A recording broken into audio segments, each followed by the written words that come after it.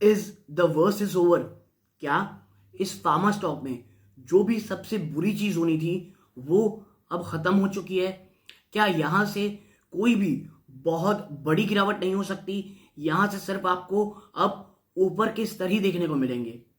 ऐसे बहुत सारे आर्टिकल्स, बहुत सारे सवाल इस फार्मा स्टॉक को लेकर के आ रहे हैं, क्योंकि एक समय में इसने निवेशकों को बहुत शानदार रिटर्न्स दिए हैं, लेकिन इनके कुछ जो सेगमेंट्स हैं दोस्तों, जैसे कि एआरवी बिजनेस है, एआरवी के बिजनेस हैं, एंटी रेट्रोवाइल बिजनेस, वो बहुत ज्यादा प्रेशर में रहे हैं।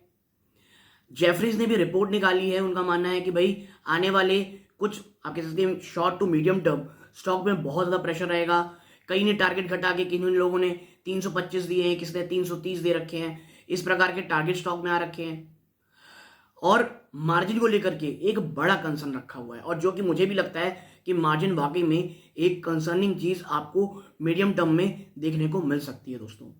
लेकिन लॉरेस लैब के फेवर में जो सबसे अच्छी चीज जो मुझे लगती है, या वो चीज जो बहुत इसके साथ पॉजिटिव में काम करेगी, वो है दोस्तों इसकी कैपेक्स साइकिल। देखिए, लॉरेस लैब के लिए फाइनेंशियल ईयर 24 टू 25 बहुत बहुत ज्यादा इंपॉर्टेंट होने वाला है।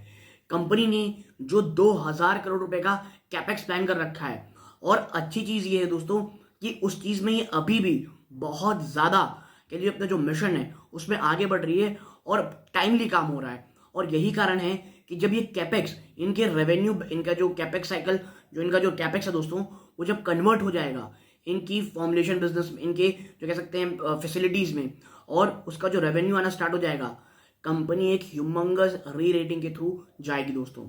ठीक है, लॉरेस लैब में मैं सबसे पहले आपको बता दूं, अगर आप वो निवेशक हैं जो आप कह सकते हैं medium to short to medium term, अगर आप प्रेशर नहीं झेल सकते, अगर आप ये नहीं देख सकते कि आने वाले समय में काफी दबाव स्टॉक देखने को मिलेगा, तो प्लीज इस स्टॉक से दूर रहिएगा दोस्तों। और देखिए, मैं बार बार बोलता हूं ये चीज को, ये बोलना, ये सोचना बहुत आसान होता है कि भाई क्या करेंगे, मैं तो लॉन्ग टर्म के लिए आऊं, लेकिन ग्लैंड फार्मा जैसा हाल हो जाता है दोस्तों यहाँ पे। और फिर जब गिरावट होती है तो कहाँ जाके थमेगी किसी को समझ में नहीं आता है, क्योंकि देखिए उसके बाद लोगों को लगता है यार ये क्या ही हो गया, स्टॉक मार्केट खराब चीज है, ये है वो है। ऐसा नहीं है दोस्तों, आपको पहले पढ़ना पड़ता है, कई सारे आर्टिकल पढ़ने पड़ते हैं, कई एनालिस्टों की बात सुननी पड़ती है। देखिए, मैं कभी आपसे साथ ये नहीं कहता इसलिए कि जो मैं कह रहा हूं वही सही है, आप जाके तुरंत खरीद लें या बेच लें, ये कभी मैं नहीं कहता। मैं आपके साथ कुछ फैक्ट्स रखता हूं, कुछ कंसर्न्स रखता हूं, कुछ पॉजिटिविटी रखता हूं, और आपको ये कहता हूं कि भाई इस वीडियो को एज ए एजुकेशन पर्पज के लिए लीजिए, और भी थोड़ी रिसर्च कीजिए। सिर्फ मेरा ही नहीं, बहुत सारे अन्य लोगों का, अन्य आर्टिकल्स पढ़िए, जिससे आपको समझ में आए कि भाई हाँ, मैं जब निवेश करने वाला हूं तो क्या कंसर्न है, क्या की रिस्क है, और अगर ये रिस्क बहुत ज्यादा बढ़ता है तो मुझे लॉस बुक करके निकल जाना पड़ेगा स्टॉक से। ठीक है, तो इसीलिए मैं लॉरेस लैब में आपके साथ यही कह रहा हूं, सिर्फ इसलिए नहीं निवेश कीजिए कि भैया बहुत ज्यादा गिर चुका है, इससे ज्यादा क्या ही गिरेगा। ठीक है, आप देखिए कि अगर गिर रहा है, रीजन क्या है, आने वाले समय में क्या पॉजिटिविटी है दोस्तों। ठीक है, और ऐसे ही stock specific detail analysis videos के लिए चैनल को अगर पहली बार आए हैं, सब्सक्राइब का बटन दबा दें दोस्तों, और ऑल नोटिफिकेशन जरूर दबाइएगा, ताकि हर एक वीडियो की नोटिफिकेशन आपको मिलती रहे दोस्तों। और अभी से वीडियो को लाइक कर दीजिए, क्योंकि बहुत इंफॉर्मेटिव, बहुत एजुकेटिव वीडियो होने वाली है दोस्तों। नमस्कार दोस्तों, मेरा नाम था मिश्रा, आज बात करने वाला हूं मैं लॉरेस लैब्स के ऊपर। तो अब दोस्तों विदाउट वेस्ट टाइम सीधा लेके चलता हूं मैं आपको उस कंप्लीट एनालिसिस की तरफ, और जानने की कोशिश करता हूं कि कहां प्रॉब्लम्स हैं और कहां एक रे ऑफ होप आपको स्टॉक में देखने को मिलेगी दोस्तों। तो चलते हैं सीधा उस तमाम एनालिसिस की तरफ दोस्तों। तो चलते हैं दोस्तों एनालिसिस देखते हैं, एनालिसिस की तरफ। देखिए, रिजल्ट में जो कुछ हाइलाइट्स रही हैं वो क्या रही हैं, आप देखें यहाँ पे। ARB formulation business improve sequentially. जो एंटी रेट्रोवायरल का जो बिजनेस है वो क्वार्टर बेसिस पे हमें बढ़ता हुआ, हमें इंप्रूवमेंट दिखा रहा है। Now ARV business to improve gradually on the back of global fund order. जो एआरवी का बिजनेस दोस्तों वो धीरे धीरे जो इंप्रूव हो रहा है, उसके पीछे का जो बड़ा रीजन है वह ग्लोबल फंड ऑर्डर का क्या है बताऊंगा आपको। Now material traction in synthesis and bio business to happen after new capacities. देखिए, जो लॉरेस लैब का जो कैपेक्स प्लान है, और ये जो कैपेक्स प्लान है दोस्तों, उसका सीधा असर जो जो सेक्शंस में होगा वो इनके सिंथेसिस एंड बायो बिजनेस में।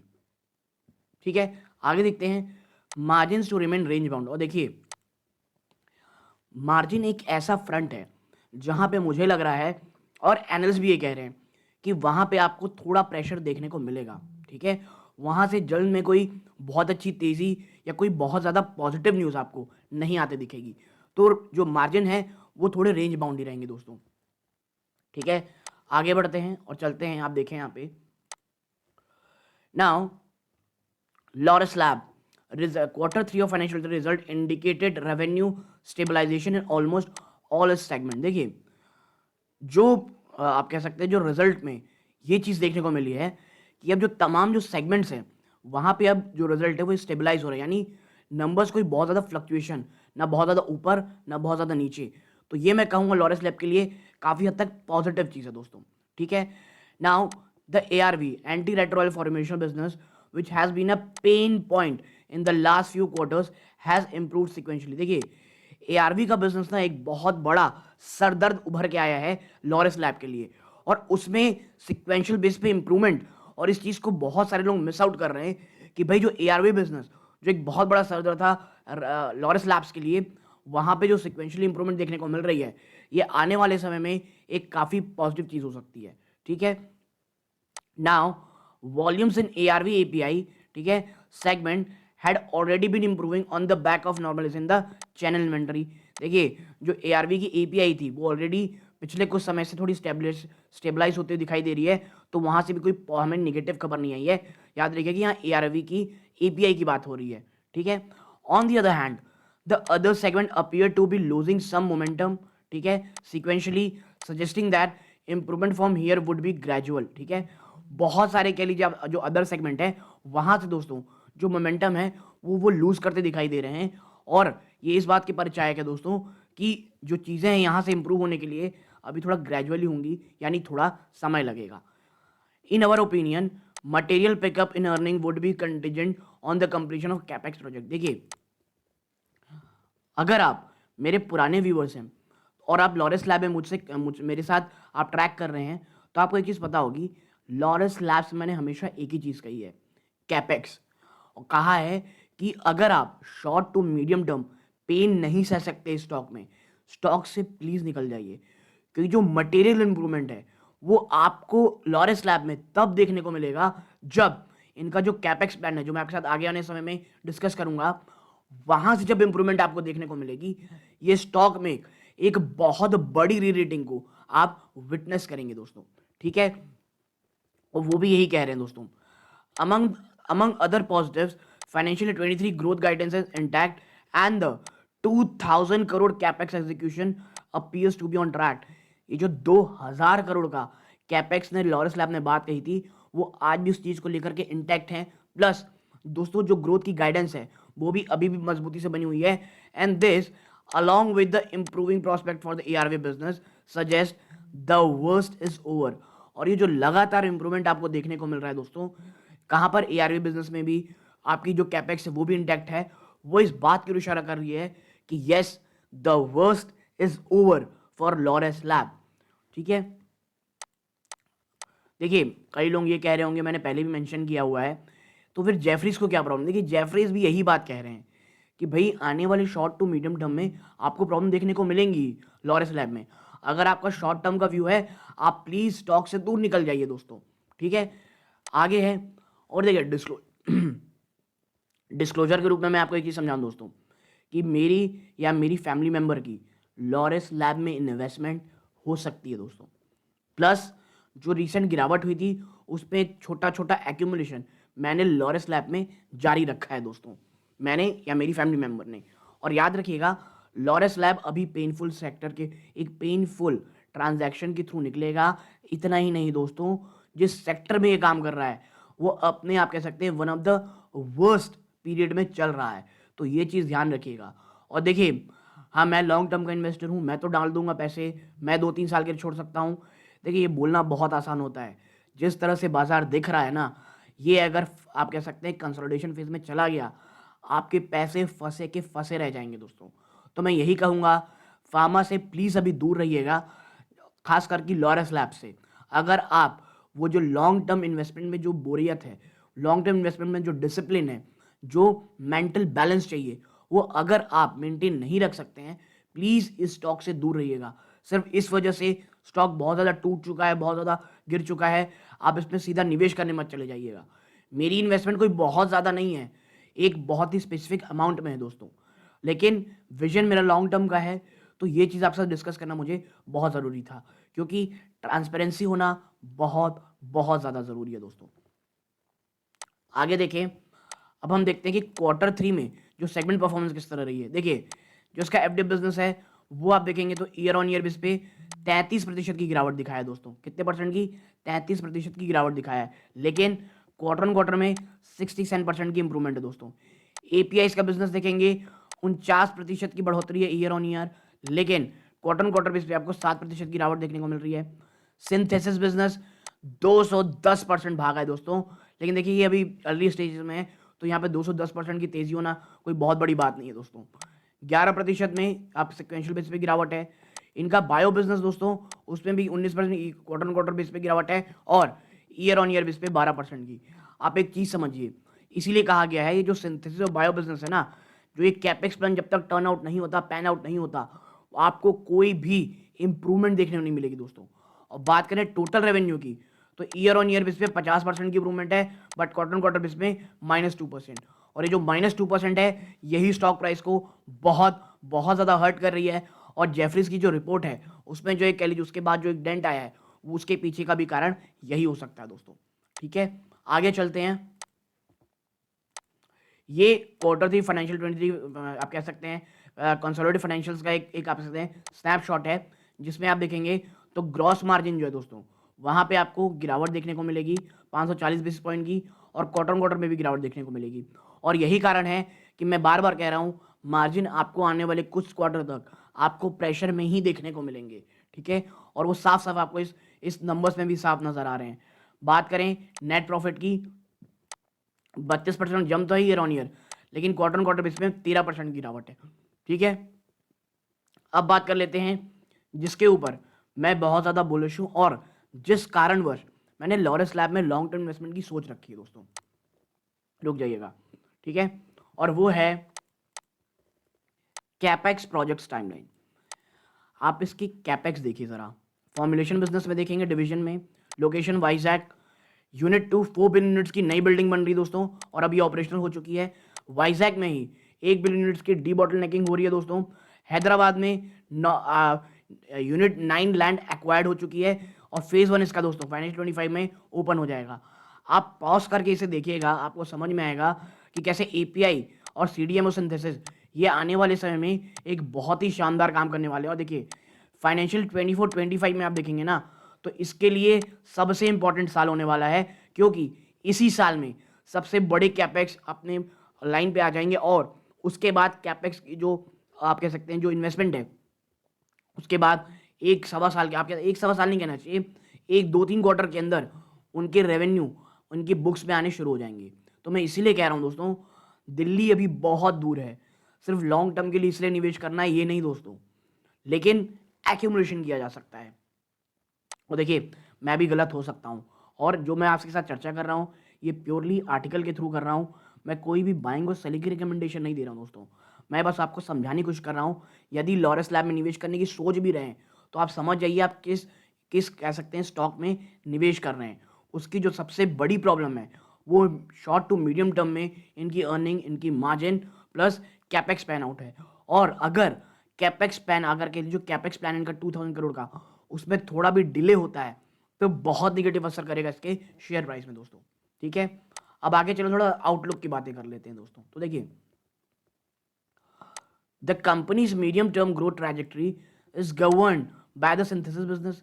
ठीक है, कंपनी की जो दोस्तों मीडियम टर्म ग्रोथ ट्रैजेक्टरी है ये इसके सिंथेसिस बिजनेस में बहुत ज़्यादा डिपेंड करती है। It has more than 60 project in time line, phase 1 2 3 60 project है दोस्तों जो टाइम लाइन में ऑलरेडी हैं। ठीक है, और and there are 4 commercial API project, और 4 कमर्शियल एपीआई प्रोजेक्ट है। Now to meet the demand the company is building 3 manufacturing unit in financial 24-25, और जिस तरह की डिमांड है उसको फुलफिल करने के लिए कंपनी 3 नई मैन्युफैक्चरिंग यूनिट डाल रही है दोस्तों फाइनेंशियल 24 to 25 तक। और मैं इसीलिए लगातार कह रहा हूँ फाइनेंशियल ईयर 24 25 कंपनी के लिए बहुत बहुत इंपॉर्टेंट है दोस्तों, ठीक है। Now the management in conversation with Moneycontrol mention that one of the units would be dedicated to the animal health and one for agrochemical. भाई मनी कंट्रोल के साथ बातचीत कर में इन्होंने कहा था कि हम जो यूनिट्स बना रहे हैं दोस्तों, वो उसमें से एक जो यूनिट रहेगी वो डेडिकेटेड रहेगी, यानी पूर्णतः समर्पित रहेगी एनिमल हेल्थ में, और जबकि दूसरी एग्रोकेमिकल में दोस्तों। और मैं आपको बता दूं, मैं हमेशा से एक बात कहता आ रहा हूं, आने वाले समय में ये जो एग्रोकेमिकल बिजनेस है ये ह्यूमंगस ग्रोथ रखता है दोस्तों। Now the margin profile for animal health project would be like the existing CDM business. The agrochemical unit would have lower margin but higher turnover, leading to similar return ratio. देखिए agrochemical business में margin no doubt कम होते हैं, margin थोड़े से pressure में रहते हैं, लेकिन उसके जो वॉल्यूम रहते हैं वो बहुत ह्यूमंगस रहते हैं दोस्तों। In the case of biodiversification, the company seeking regulatory approval for the land parcel adjacent to its existing site 1.8 lakh litre capacity. देखिए जहाँ तक बायोडिविजन की बात है, कंपनी रेगुलेटरी अप्रूवल मांग रही है लैंड पार्सल के लिए, यानी ज़मीन के लिए, जो कि इनकी फैसिलिटी के बगल में ही होगी, जहाँ पर 1.8 लाख लीटर कैपेसिटी है। Now this would take 6 to 9 months and help the company to enhance its downstream productivity. ठीक है, ये चीज़ें दोस्तों 6 से 9 महीने लेंगी। Now in parallel greenfield fermentation facility is been executed in 3 phases, each with 650,000 liter capacity. First phase would be available in financial 25, where its focus area remain recombinant protein based food opportunity। देखिए जो ये greenfield fermentation facility की बात हो रही है, अगर आपको नहीं पता ग्रीनफील्ड फैसिलिटी क्या होती है तो मैं आपको बता दूं, दो होता है दोस्तों, एक ग्रीनफील्ड फैसिलिटी, दूसरा ब्राउनफील्ड फैसिलिटी। ग्रीनफील्ड फैसिलिटी जहां पर जीरो से काम शुरू किया जा रहा हो, जहां से उससे पहले उस जमीन में कुछ भी नहीं रहा हो, आप जाएं एक जमीन हो उसमें आप जीरो से काम शुरू हैं। ब्राउनफील्ड होता है जहां थोड़ा बहुत कंस्ट्रक्शन वर्क हो या थोड़ा बहुत चीज़ें ऑलरेडी हो चुकी हों, उसके बाद से आप शुरू करते हैं। तो भाई ग्रीन फील्ड फर्मेंटेशन फैसिलिटी को 3 फेज में शुरू किया जाएगा। ईच फेज 650 लीटर 50,000 लीटर की कैपेसिटी शुरू होगी दोस्तों, और फर्स्ट फेज दोस्तों फाइनेंशियल 25 तक अवेलेबल हो जाएगा, जो कि प्रोटीन बेस्ड फूड अपॉर्चुनिटी के ऊपर फोकस रहेगा। और मैं इसीलिए लगातार बार बार आपसे चर्चा कर रहा हूं, financial year 24 to 25 will be the most crucial year for Laureus labs. ठीक है, now so apparently both the divisions would have a small gestation period before there is a significant incremental contribution from financial 25 to 26। ठीक है, और यही कारण है कि जो दोनों बिजनेस है दोस्तों, सेगमेंट है, चाहे वो आप कह सकते हैं जो सीडीएमओ का बिजनेस हो और सिंथेसिस का बिजनेस हो, उसका बीच में एक gestation पीरियड आएगा और मेन जो अर्निंग है वो 25 से 26 में शुरू होगी। Now the ARV business both formulation API now constitutes 1/3 of the business and appear to be bottoming out। ठीक है, अब देखिए जो एआरवी बिजनेस है ना दोस्तों, वो ऑलरेडी बॉटमिंग आउट हो चुका है, यानी जितना कमाना था आपने कमा लिया, और अब आपको कुछ नेक्स्ट फेज ऑफ ग्रोथ देखनी पड़ेगी। ठीक है, आगे बढ़ते हैं। देखिए we see more traction for the ARV formulation from here as the company has been selected by the Global Fund as panel supplier to produce ARV drug for financial 22 to 25। देखिए जो ARV बिजनेस जो एक बहुत बड़ा सरदर्द बना हुआ था, वहाँ से एक अच्छी खबर ये आ रही है कि जो लॉरेस लैब दोस्तों वो सेलेक्ट हुई है ग्लोबल फंड के द्वारा एज अ पैनल सप्लायर, जो कि दोस्तों ARV ड्रग प्रोड्यूस करेगी 20 to 25। The supplies for same will begin from Q1 of financial 24। और ये जो चीज़ है ये कब से शुरू होगा दोस्तों, जो मार्च के बाद जो फाइनेंशियल 24 का फर्स्ट क्वार्टर शुरू होगा, वहाँ से सप्लाई भी शुरू हो जाएगी। यानी एआरवी बिजनेस जो एक सरदर्द बना हुआ था, वहाँ से चीज़ें अच्छी होती आपको दिखाई देंगी। Now non ARV APIs are also expected to do well as the company enhances positioning for high potent APIs through capacity addition. ठीक है, जो नॉन एआरवी एपीआईज दोस्तों वो भी अच्छा करने वाली हैं, ये भी सब ठीक है। ठीक है, नाउ कमिंग टू मार्जिन, जो एक सबसे बड़ा प्रॉब्लम और जो मुझे भी लगता है ये मार्जिन एक बहुत बड़ा इशू होने वाला है। Now while the near term challenges with respect to supply have eased, ठीक है, जो एक नियर टर्म चैलेंज है सप्लाई चेन को लेकर के वो तो फेज आउट हो चुका है, but weak pricing in ARV would cap EBITDA. जो दोस्तों एआरवी की प्राइसिंग जो इतनी ज़्यादा कमज़ोर हो चुकी है, वो एबिटा को यानी earning before interest tax depreciation amortization को एक कह लीजिए प्रेशर में रखेगी margin in near term, and hence we revise downward our margin expectation for financial 24। और यही कारण है कि जो हर कोई मार्जिन को डाउनग्रेड कर रहा है दोस्तों फॉर फाइनेंशियल ईयर 24। और इस बात के साथ मैं 100% सहमत हूँ और इसलिए लगातार बार बार कह रहा हूँ, लॉरेंस लैब में मार्जिन को लेकर के नियर टर्म में आपको साफ साफ प्रेशर देखने को मिलेगा। ठीक है, आगे आप देखें तो ये अर्निंग एस्टिमेट आप देख सकते हैं। Now after the correction in recent times the stock is trading at an EBITDA multiple of 10x for financial 24। देखिए 10x के मल्टीपल पे 10 गुना मल्टीपल पे ट्रेड कर रहा है दोस्तों of financial 24। Now we believe that medium to long term growth trajectory is intact and the risk of a severe downturn in ARV business fading out. देखिए इसीलिए medium to long term growth जो trajectory है वो साफ साफ visible है दोस्तों। ARV business में जो चैलेंज है वो अब धीरे धीरे दूर होता चला जा रहा है। हैंस इसीलिए investor can take this opportunity to accumulate the stock for a longer term. ठीक है, लेकिन मैं आपसे यही चीज़ कहूँगा दोस्तों, ये चीज़ें तो बहुत अच्छी हैं कि भाई मीडियम टू लॉन्ग टर्म चीज़ें अच्छी होंगी, लेकिन ये जो पहला फेज होता है ना शॉर्ट टू मीडियम टर्म, हर कोई नहीं झेल सकता और उस समय स्टॉक पता नहीं कहाँ चला जाए आप सोच भी नहीं सकते हैं। और देखिए यही कारण है लॉरेंस लैब लगातार गिरावट दिखा रहा है, टेक्निकली बहुत ज़्यादा वीक है दोस्तों। और इसीलिए मैं बार बार आपके साथ चर्चा कर रहा हूँ कि लॉरेंस लैब में लॉन्ग टर्म विजन है देन इट्स ओके, वरना आपको ये स्टॉक एक बड़ी गिरावट दिखा सकता है बीच बीच में। तो इसके लिए अगर आप तैयार नहीं हो, स्टॉक से दूर रहें। स्टॉक जब तक 400 के लेवल को तोड़ करके ऊपर ना चला जाए, नया इन्वेस्टमेंट इसमें नहीं कीजिए, इसमें निवेश की मत सोचिए। बट ये कंपनी अच्छी है, लॉन्ग टर्म ट्रेजेक्ट्री काफ़ी अच्छी है। जो एक बहुत बड़ा रिस्क मुझे लगता है वो यही है कि जो कैपेक्स प्लान है अगर उसमें कोई बहुत बड़ा डिले होता है तो एक वो बहुत बड़ा सरदर्द बनेगा तमाम इन्वेस्टर्स के लिए दोस्तों। तो यदि आपको ये छोटी सी एनालिसिस पसंद आई हो, वीडियो को लाइक करें, चैनल को जरूर सब्सक्राइब करें ताकि ऐसे स्टॉक स्पेसिफिक न्यूज़ और ऐसी रिसर्च बेस्ड वीडियो आपको आपकी नोटिफिकेशन बार पे मिलती रहे। यहाँ तक जुड़े रहे, ये इस वीडियो का अंत है। जय हिंद दोस्तों।